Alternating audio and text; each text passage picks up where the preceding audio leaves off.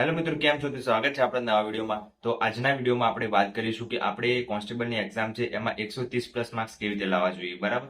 તો એમાં આખો રોડ મેપ મેં બનાવ્યો છે, બરાબર. તો તમે એ રીતના ફોલો કરશો તો તમારે પણ એ રીતના માર્ક્સ આવી શકે છે. કોઈકનો પાર્ટ એ મજબૂત હોય છે, કોઈકનો પાર્ટ બી મજબૂત હોય છે. તો બંનેમાં આપણે નોર્મલી રીતે કેટલા માર્ક્સ લાવવા જોઈએ તો આપણે 130+ જઈ શકે છે. તો એની વાત કરીએ. જો બધે કદાચ જેને બીને હથિયારી કોન્સ્ટેબલની જોબ જોઈએ છે, જે ટોપ લેવલની હોય છે, પહેલા લેવલની, બધા ચોઈસ એ જ કરતા હોય છે, બિન હથિયારી મળી જાય તો સારું, બરાબર. તો એ પોસ્ટ લેવા માટે આપણે વધારે માર્ક્સ લાવવા જોઈએ. બાકી જો ઓછા માર્ક્સ હશે તો સિલેક્શન થઈ જશે, પણ આપણે છેલ્લે SRP જેલ સિપાહીમાં સિલેક્શન થાય, બરાબર. પણ આપણે જો બિન હથિયારી જોઈતી હોય તો એના માટે આપણે 130+ વધારે માર્ક્સ હોય તો આપણે જોઈતી હોય એ જોબ મળી જાય, બરાબર. તો એની વાત કરવાના છે, તો વિડીયોમાં લાસ્ટ સુધી બન્યા રહેજો અને સ્કીપ કર્યા વગર આખો વિડીયો જોજો. તો ચલો વિડીયો શરૂ કરીએ. આપણે 130+ નો ટાર્ગેટ રાખવાનો છે, બરાબર. 130+. તો આપણે જોઈએ કે 130+ કેવી રીતે આવે. તો પાર્ટ એમાં આપણે વાત કરીએ, બરાબર. પાર્ટ એમાં આપણે એક વાત કરીએ કે ગણિત છે, બરાબર. ગણિતમાં કેટલા માર્ક્સ લાવવા જોઈએ. હવે આપણે એમ જોઈએ કે કેટલા માર્ક્સ આપણે બધા સબ્જેક્ટમાં લાવવા જોઈએ. તો પાર્ટ એમાં ગણિત, પછી રીઝનિંગ છે, રીઝનિંગ અને ગુજરાતી, બરાબર. બરાબર. તો આપણે જોઈએ ગણિતમાં કેટલા લાવવા જોઈએ, રીઝનિંગમાં કેટલા લાવવા જોઈએ અને ગુજરાતીમાં કેટલા લાવવા જોઈએ. તો મારા ખ્યાલથી ગણિત બધાને હાર્ડ હોય છે, બરાબર. રીઝનિંગ બધાને આવડતું હોય છે અને ગુજરાતી આવડશે, બરાબર. પણ ગણિત બધાને આવડતું નથી હોતું. મોસ્ટ ઓફલી બધાનું એક જ ક્વેશ્ચન હોય છે. તો 30 માર્ક્સનું ગણિત છે, 30 માર્ક્સનું રીઝનિંગ છે અને 20 માર્ક્સનું ગુજરાતી છે.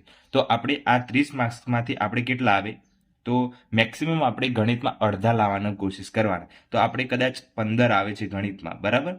ધ્યાન રાખજો, 15 આવે છે. પછી આપણે રીઝનિંગમાં છે, રીઝનિંગ તો બધાને મોસ્ટ ઓફલી આવડતું જ હશે. રીઝનિંગ ખાસ કરવાનું, બરાબર. તો આપણે રીઝનિંગમાં કવર કરી શકીએ છીએ 20 થી 25. તો હું વિચારું છું જેને સારું એવું રીઝનિંગ આવડે છે 25 કવર કરી શકે છે, બરાબર, આરામથી. અને ગુજરાતી છે 20 માર્ક્સનું છે, તો એમાં આપણે 15 લાવી શકીએ છીએ. આટલા તો લાવવાના. 15 ગણિતમાં, 25 રીઝનિંગમાં અને 20 આપણે ગુજરાતીમાં, જો આપણે જોઈતી જોબ જોઈતી હોય તો, જોઈતી પોસ્ટ જોઈતી હોય તો, બરાબર. તો આપણે આ ટોટલ પાર્ટ એ છે એ 80 માર્ક્સનું છે, બરાબર. એમાં આપણે કેટલા આવે 15, બરાબર. 15 વધી 1, 2 ને 2 4 અને 1 5 એટલે કેટલા થયા 55, બરાબર. 80 માંથી 55 આપણે પાર્ટ એમાં લાવીએ તો પાર્ટ એમાં આપણે આવ્યા 55, બરાબર. હવે આપણે વાત કરીએ કે પાર્ટ બીમાં. પાર્ટ બીમાં કેટલા લાવવાના તો હા છે પાર્ટ બી આપણું, બરાબર. આ પાર્ટ બી. હવે પાર્ટ બીમાં બંધારણ બધાએ કર્યું જ છે, બરાબર. અને બંધારણ સૌથી વધારે માર્ક્સનું છે પાર્ટ બીમાં, ખાલી એક જ સબ્જેક્ટ. તો બંધારણ છે એ 30 માર્ક્સનું છે, બરાબર. 30 માર્ક્સનું. પછી છે ઇતિહાસ, ભૂગોળ અને વારસો. આ છે 50 માર્ક્સનું, બરાબર. પછી છે કરંટ, બરાબર. કરંટ છે અને પછી છે જીકે અને વિજ્ઞાન. આ છે 40 માર્ક્સનું, બરાબર. તો આ ટોટલ કેટલું થયું 5 ને 4 9 ને 3 120, બરાબર. તો આ પાર્ટ બી છે 120 નો છે. તો પાર્ટ બીમાં હવે આપણે કેટલા લાવવાના, બરાબર. તો આપણે 130 ની અપ જઈ શકીએ. 120 130 ની અપ રાખવાના તો આપણે ગમતી જોબ મળી જાય, ગમતી પોસ્ટ છે બિન હથિયારી એ સારામાં સારી છે તો એ મળી જાય. તો બંધારણમાં આપણે મેક્સિમમ ખેંચવા હોય તો ખેંચી શકીએ છીએ, કેમ કે આપણે બંધારણ બધાએ કર્યું છે, ટોપિક આપેલા છે.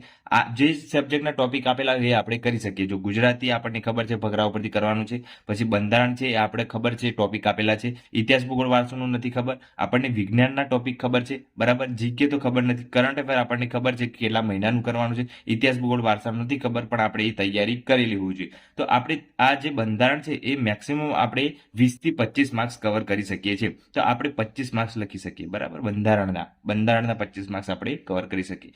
હવે ઇતિહાસ, ભૂગોળ અને વારસો, આ વારસો છે તો બધામાં આપણે શું કરીએ 10 લાવી શકીએ, બરાબર.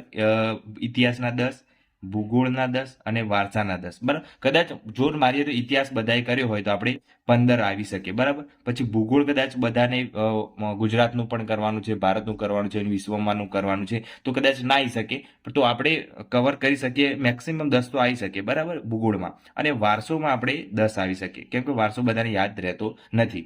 તો ઇતિહાસ ભૂગોળ વારસામાં આપણે આટલા 15 10 10 લખી દીધા.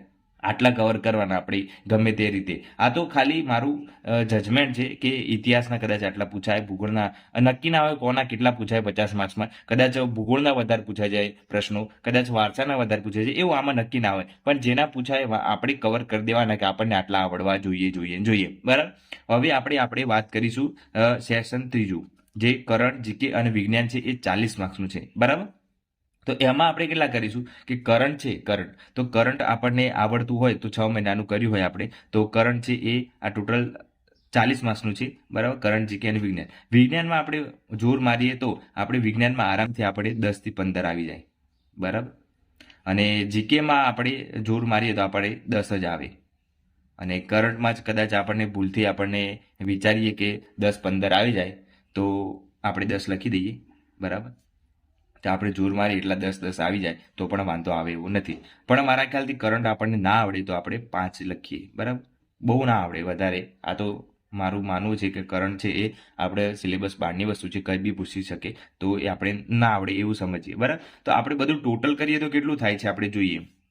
જો 5, 10, 15, 20, 0, 2, 2 ને 2 4 ને 2 6 ને 1 7, 7 ને 1 8 ને 1 9, 90. બરાબર. આ 90 થયા. પાર્ટ બી માં આપણે 90 થયા. કેટલા થયા? 90. તો 120 માંથી આપણે 90 માર્ક્સ કવર કરવા જોઈએ. આ રીતના આપણું ટાર્ગેટ હશે તો આપણે લાવી શકીશું. હવે આપણે બંનેનું ટોટલ કરીએ, પાર્ટ એ અને પાર્ટ બી. આમાં 55 આવ્યા અને આમાં 90 આવ્યા. બરાબર. તો આપણે જોઈએ 90 અને 55, 5 આવ્યા. બરાબર. અને આ થયા 145 માર્ક્સ. આ થયું ટાર્ગેટ આપણું 145 નો ટાર્ગેટ. બરાબર. હવે આ 145 આવ્યા. બરાબર. 145 આપણે સાચા પડ્યા. આ ખાલી આપણે સાચા પડ્યા છે એનું ટ્રીક લગાવી છે 145. હવે બીજા આપણે ટીક કરીશું, એમાં આપણને એક્ઝેક્ટ તો ખબર નથી કે આપણે 145 ટીક કર્યા છે તો સાચા છે, પણ આપણે બધા આવડી જવાના છે એ તો આપણને ખબર નથી, બધા સાચા છે એ આપણને ખબર નથી. તો આમાંથી પાછા આપણે કદાચ 20 માઇનસ થાય. બરાબર. 20 માઇનસ થાય તો આપણે આમાંથી માઇનસ થઈ જશે. બરાબર. એટલે આપણે આવી રીતના 145 નો ટાર્ગેટ રાખીશું તો -10 થાય, 10 માઇનસ થાય તો આપણે 135 તો આવે. બરાબર. એટલે આપણું ટાર્ગેટ શું રાખવાનું કે આપણે મેક્સિમમ વધારે માર્ક્સ એમાં કવર કરી શકીએ છીએ એ ટાર્ગેટ રાખવાનું. તો આપણે 130 અપ લાવવા છે તો આપણે 145 જ્યારે સાચા પડશે ત્યારે કદાચ એમાં 10 માઇનસ થઈને પણ આપણે 135 તો આવવા જોઈએ. તો આ રીતના આપણું ટાર્ગેટ હોવું જોઈએ કે માઇનસ પણ થાય તો એ આપણા માર્ક્સ છે એ 130 અપ હોવા જોઈએ. તો ટાર્ગેટ એવી રીતના રાખવાનું કે પાર્ટ એમાં આપણે જેને પાર્ટ એ સ્ટ્રોંગ છે, બરાબર, તો એ એમાં કવર કરશે, અને પાર્ટ બી સ્ટ્રોંગ છે તો એ એમાં કવર કરશે. ગમે તેમ કરીને બંનેમાંથી કોઈ એકમાં કવર કરવાના. જો આ તો મેં મારું અંદાજ લગાવ્યું છે કે આ રીતના તમે પ્રેક્ટિસ કરી શકો છો કે મારે આ વીક કોકને કદાચ કરંટ વીક હોય પણ બંધારણ એને સ્ટ્રોંગ હોય તો એ 30 માંથી 30 પણ લાવી શકે છે. એવું નથી કે ના આવી શકે, આવી શકે. બરાબર. તો એ બંધારણ પણ તમે લાવી શકો છો બધા. તો કોઈ એક સબ્જેક્ટ તમારો સ્ટ્રોંગ હોય, કોઈ એક સબ્જેક્ટ મતલબ પાર્ટ એ કાં તો પાર્ટ બી માં કોઈ સ્ટ્રોંગ હોય તમારે તો એમાં કવર કોઈક 80 છે. બરાબર. તો 80 માંથી કોઈક 70 પણ લાવી શકે છે. એવું નથી કે ના લાવી શકે. 80 માંથી 70 પણ કોઈ લાવી શકે છે. કાં તો બંધારણ, ઇતિહાસ, ભૂગોળ, વારસો કોઈને કરી દીધું હોય તો 50 માંથી 40 પણ લાવી શકે છે. એવું નથી કે ના લાવી શકે. તો કોઈ એક પાસું તમારું સ્ટ્રોંગ હોવું જોઈએ. જેમ કે અહીંયા ગણિત, રીઝનિંગ અને ગુજરાતી. કોઈકને રીઝનિંગ અને ગુજરાતી પાવરફુલ હોય તો 3 ને 2 5, 50 અને 10 આમાં લાવે. બરાબર. રીઝનિંગમાં તો 60 ઓટોમેટિક એને પાર્ટ એમાં આવી જાય. બરાબર. અને કદાચ કોઈને ઇતિહાસ, ભૂગોળ, વારસો અને બંધારણ આ બે સબ્જેક્ટ ખાલી સ્ટ્રોંગ હોય તો પણ 5, 6, 7, 8, 80 માર્ક્સ તો આટલામાં જ આવી જાય. આ બેમાં જ, આ કરંટ, જીકે, વિજ્ઞાન ના કર્યું હોય તો પણ. એટલે કહેવાનો મતલબ એ છે કે કોઈ એવા સબ્જેક્ટ તમે સ્ટ્રોંગ બનાવો જેમાં આપણે પૂરેપૂરા માર્ક્સ લાવી શકીએ, અને આપણે કદાચ -10 પણ થાય છે તો પણ આપણે મેરિટની અંદર આવી જઈએ, આપણને ગમતી જોબ છે એ મળી જાય. બરાબર. તો આ રીતના તમે તમારો શેડ્યુલ ફિક્સ કરો કે આપણે કયા સબ્જેક્ટમાં વધારે માર્ક્સ લાવી શકીએ છીએ. કદાચ વીક સબ્જેક્ટ છે એમાં ઓછું ભારણ આપો. જો કવર, મારા ખ્યાલથી તમારે જે વધુ માર્ક્સ અપાવે એવા સબ્જેક્ટ કયા છે, સ્કોરિંગ સબ્જેક્ટ, તો મારા ખ્યાલથી ગણિત, રીઝનિંગ, બરાબર, પછી ગુજરાતી, આ 3 છે એ સ્કોરિંગ સબ્જેક્ટ છે. બરાબર. અને પાર્ટ બીમાં કયા સ્કોરિંગ સબ્જેક્ટ છે, જેમાં સિલેબસ આપેલું છે એ સ્કોરિંગ સબ્જેક્ટ કહેવાય આપણે બંધારણ. બરાબર. પછી મેક્સિમમ તમે જો કરંટ છે એ આપણા સિલેબસની બહારની વસ્તુ છે, કરંટ છે એ સિલેબસની બહારની વસ્તુ છે, જીકે છે એ સિલેબસ બહારની વસ્તુ છે. સિલેબસ બહારની મતલબ કે એનો આપણને કોઈ આઈડિયા નથી કે ક્યાંથી શું પૂછાય એ, બરાબર. તો આપણે બંધારણ કરવાનું પાર્ટ બીમાં, બરાબર. પછી વિજ્ઞાન કરવાનું, પછી જોર મારીએ તો ઇતિહાસ કરવાનો, પછી કરવાનું ભૂગોળ કરવાનું, પછી વારસો કરવાનો, બરાબર. આટલા સબ્જેક્ટ તમે કરશો એટલે તમારે મેક્સિમમ પાર્ટ બીમાં પણ કવર થઈ જશે. તો બંધારણમાં 30, વિજ્ઞાન જીકે એ બધું ભેગું છે એટલે 40 માર્ક્સનું એ છે.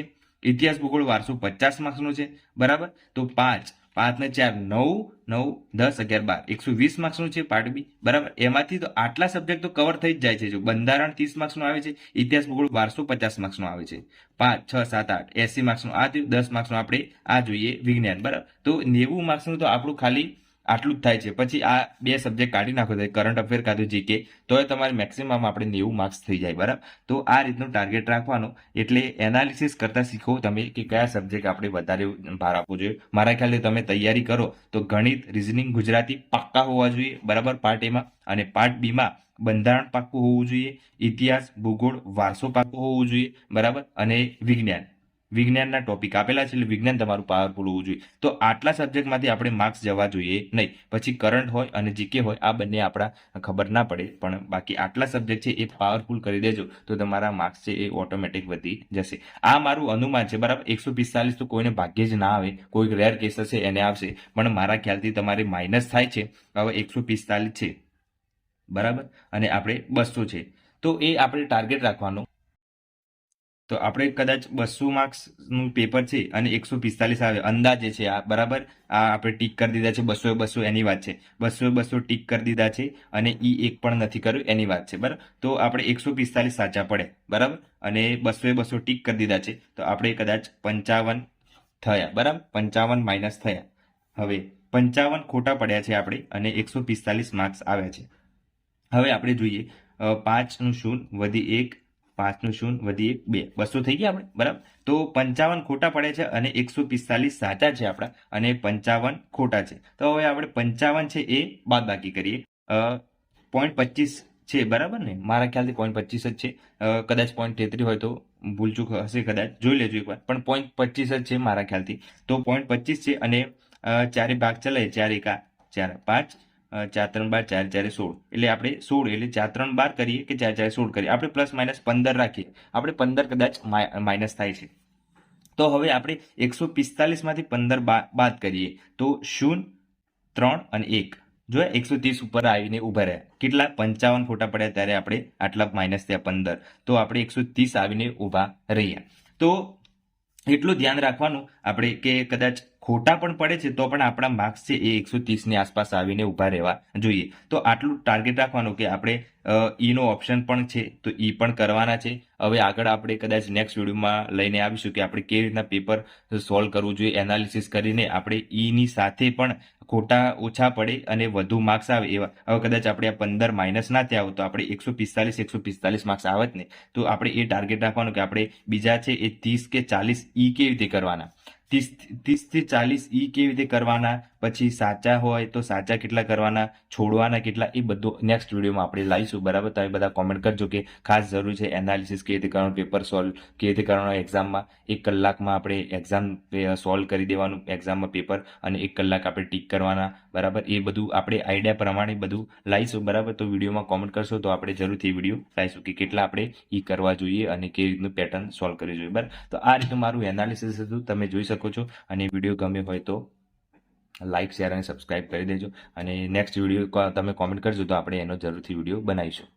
આ રીતના તમે એક્ઝામમાં એનાલિસિસ કરશો તો તમારે ઓટોમેટિક માર્ક્સ વધી જશે, અને આ રીતના જ એનાલિસિસ કરવું જોઈએ અને તમે માર્ક્સ વધારવા જોઈએ. એક્ઝામમાં આપણને ખબર પડી જવું જોઈએ, પેપર જેવું હાથમાં આવે આપણા તો કે આપણે આ આવડે છે, આ નથી આવડતું, આ આવડે છે, આ નથી આવડતું, બરાબર. તો આપણે નેક્સ્ટ વિડીયો છે એ આખો પેપર 2 કલાક 3 કલાક છે આપણી જોડે, તો 3 કલાકમાં કેવી રીતના આપણે પેપર સોલ્યુશન કરવું જોઈએ એનો વિડીયો લઈને આવીશું, જેમાં આપણે મારી જોડે પેપર છે એ પેપરમાં હું કેવી રીતે સોલ્વ કરીશ, બરાબર. એ બધું શીખવાડીશ તમને કે આપણે આ નથી છોડવાનું, આ કરી દેવાનું, આ નથી છોડવાનું, ભારે કેવી રીતે સોલ્વ કરવાના, હલકા હલકા પહેલા કેવી રીતે શોધી દેવાના, એ બધું, બરાબર. તો કોમેન્ટ કરજો. તો તમારે કોઈ જરૂર હોય આ રીતની ટ્રીકની એક્ઝામમાં કેવી રીતે પેપર અટેન્ડ કરવું એ તો કોમેન્ટ કરજો તો આપણે જરૂરથી વિડીયો બનાવી દઈશું અને ચેનલ પર નવા હોય તો સબસ્ક્રાઈબ કરી દેજો. વિડીયો ગમે હોય તો લાઈક શેર કરી દેજો. જય હિન્દ, જય ભારત.